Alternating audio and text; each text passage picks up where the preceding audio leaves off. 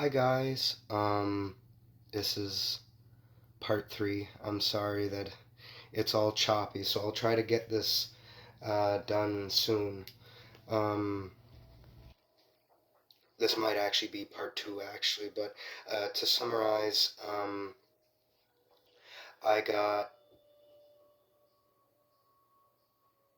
Temperance, the Four Swords, and now the Lovers. Um, we are in a kind of rest mode for the collective, dealing with all our issues, really working on ourselves, really accommodating ourselves and each other as best as we can. And I just got the Lovers in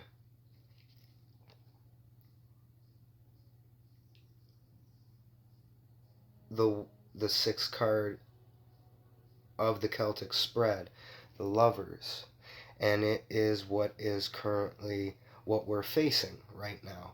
And basically, we're facing well, maybe matters of love.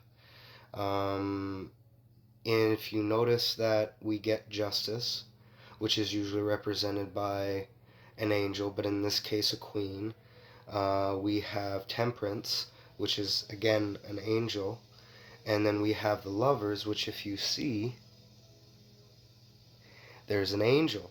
So angels are always guiding us, and only take what resonates, if any of this does. Hopefully it does, and leave the rest.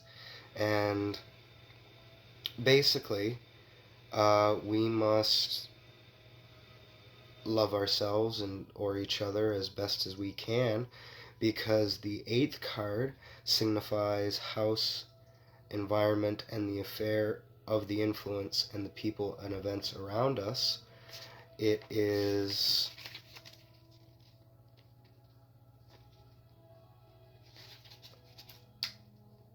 oh no, sorry, I meant to say the seventh card. The seventh card signifies attitude and relation to the matter. And we have the Chariot, a Cancerian card, um, but that ultimately means good news, um,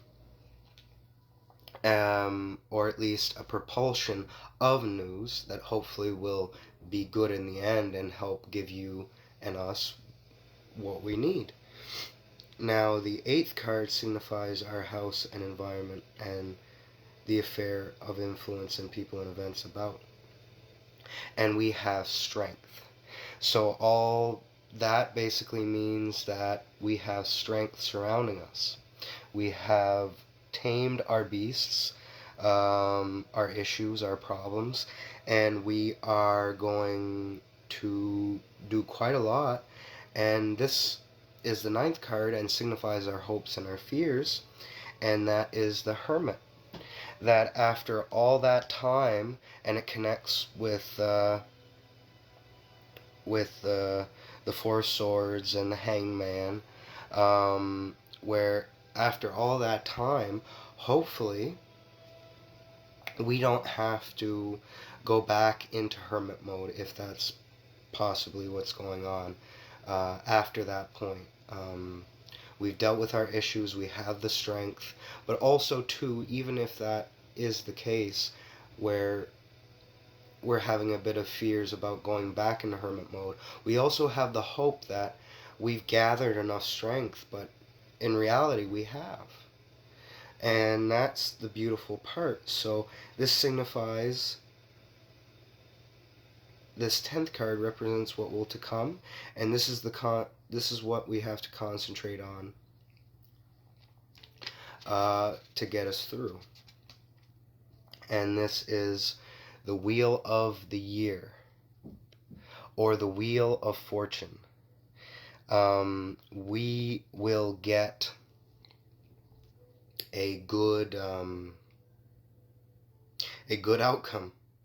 That despite all this trial and error, overcoming our issues, and loving ourselves and holding space, so that we can love ourselves and each other more properly, and overall have the strength and the temperance and the knowledge learned from the hangman and the hermit stages, that we will get our, between now and the end of the year, we will get ourselves sorted and thrust forward into a better year. Now I'm going to pull some clarifiers.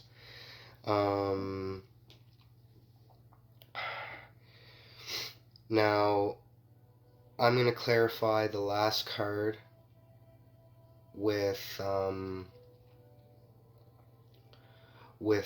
card or two. Still trying to figure out my format, because I could do clarifiers for all, but I'm running short on memory right now, so I'm going to keep this short. But a clarifier I got was leadership.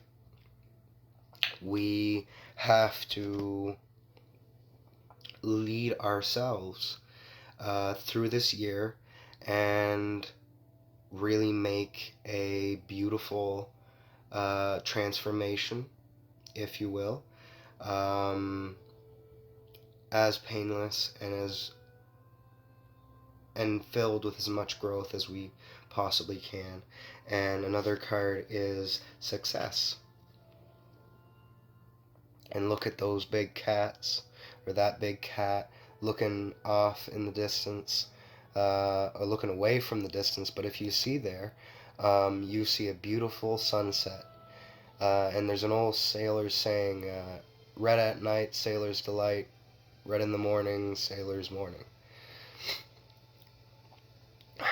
Now, with all this, we will have success, and we will get to relax.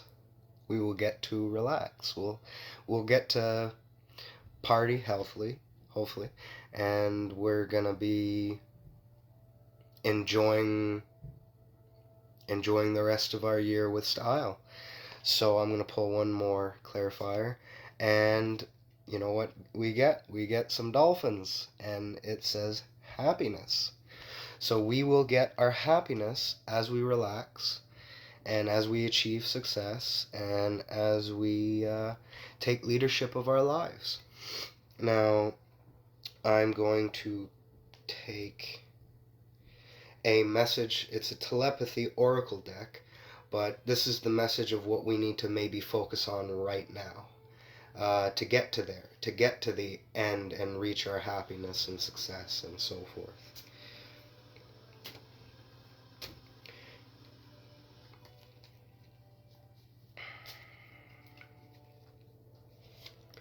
Now, it says, I'm going to pull 3 of these. Time. Let time forget those scars. So out of the scars of all the journey that me, you, everyone watching this is going through right now, learn how to really let go and detach and forgive as much as you can, because it's important. It really is. And it leads us to, well, it's another confirmation. We have to let go. Some things are best let go and let the universe work it out in its divine time. So with that and the final card of that particular deck, it says spirit. Spirit is about to be sublimated. And I'm not quite sure what sublimated means. I think like actualized, confirmed. So it's going to be activated. It's going to help us. And to wrap it up, I'm going to pick an oracle, starseed oracle, just to give us a prime message on, well, on how best to summarize the reading, and hopefully give a meaningful message to each and every one of us to go off on. after this reading is done.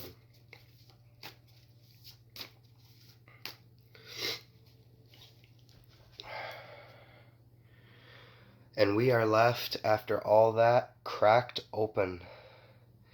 Rock bottom, surrender to the alchemy of life. Now, I'm going to go to this oracle book and read it.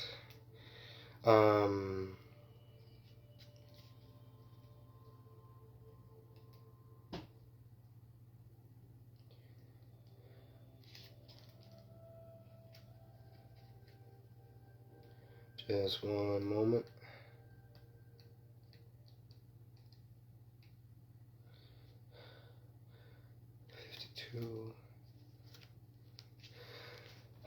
And this card says, don't let the weight and density of the world squash your tender spirit.